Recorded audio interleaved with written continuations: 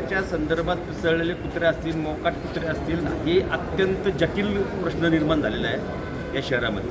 त्या संदर्भात मागच्या सभेमध्ये देखील एका सभेमध्ये आम्ही विस्तारपूर्वक त्या ठिकाणी विवेचन केलेलं आहे. प्रत्येक नगरसेवकाची तीच भावना आहे. परंतु हे घडल्यानंतर किंवा यापुढं आम्ही काळजी घेऊ असं प्रशासनाने उत्तर दिल्यानंतर देखील अंशिका मिश्रा या मुलीचा व्हिडिओ तुम्ही पाहिला, म्हणजे दर्दनाक म्हणतो ना, म्हणजे चांगली लोक सकाळी बाहेर जायचे बंद झाले, निघाले तर काठी बंदोबस्त जाईल फिरायला लागले. म्हणजे आपल्या शहरात आपण बंदोबस्तामध्ये बाहेर फिरायचं अशी परिस्थिती निर्माण झालेली आहे. ही परिस्थिती निर्माण झालेली आहे. ठीक आहे ना, मी काल मिटिंग घेतली तर प्रशासन म्हटलं की आमच्या खास वैयक्तिक सांगितलं की आमच्या किती त्याप्रमाणे त्या प्रमाणात लोक नाही आहेत. तो तुमचा लोकआउट आहे. तुम्ही मोठे निविदा प्रक्रियेमध्ये थोडं लक्ष कमी करा. आणि जनता भयभीत झालेली आहे ते मोकाट कुत्र्यांमुळे. सगळं तुम्ही नियमात चालणार आहे का? अख्खं शहर नियमात चाललं आहे का? सुप्रीम कोर्टाचे काय निर्देश आहे काय नाही ती ठीक आहे ना. माणसं मरेपर्यंत तुम्ही वाट बघणार आहात का?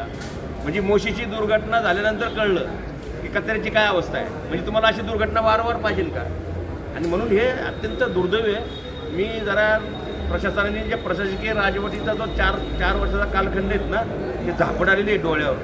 ते जरा झापड त्यांनी काढावी. मी आयुक्तांना विनंती करेल, आयुक्त साहेब तुम्ही नवीन आलेलात तर तुम्ही सगळ्या पापाचं प्रायश्चित्त तुम्ही एकटे करू शकत नाही, पण निदान त्यावर काहीतरी फुंकर तर टाकू शकता. आणि म्हणून ह्या परिसरामध्ये जे काय चाललेलं आहे, ज्या पद्धतीने चाललेलं आहे ते विदारक आहे, शहराला शोभनीय नाही. मग आज एवढ्या प्रगत शहरामध्ये मोकाट कुत्र्याचा त्रास होणं आणि एवढ्या चिमुरडीचा हाल होणं ही एक घटना नाही आहे. हे आता ते योगायोगानं ते CC कॅमेरामध्ये किंवा ह्या सगळ्या पद्धतीने त्यानंतर 8-9 नानी सांगते त्यानंतर 8-9 जणांना चावलेलं आहे. आणि म्हणून मला असं वाटतं की आपण देखील पत्रकारिता म्हणून आपली जनतेचे जागरूक नागरिक म्हणून देखील आपण आपल्या आरशातून आपल्या चेहऱ्यातून देखील त्यांना आपण वॉर्निंग द्यावी.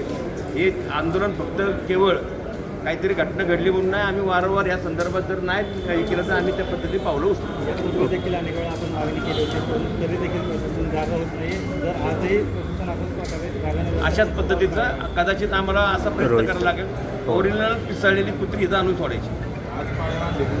उद्या आज पाळीव आणलेले आहेत, उद्या आम्ही शिकवून पिसाळलेले आणू, शिकलेली पिसाळलेले असले आणू कुत्रे. आणि त्या पद्धतीने आम्ही निश्चित त्याची काळजी घ्यावी. आणि आपल्या घरातल्या मुलाला चावलं आहे असं तर त्यांनी भावना निर्माण स्वतःमध्ये अंतर्मन जरा जागरूक ठेवू त्यांनी. म्हणून अशा पद्धतीने मी आपल्याला मागणी करतो. ओके.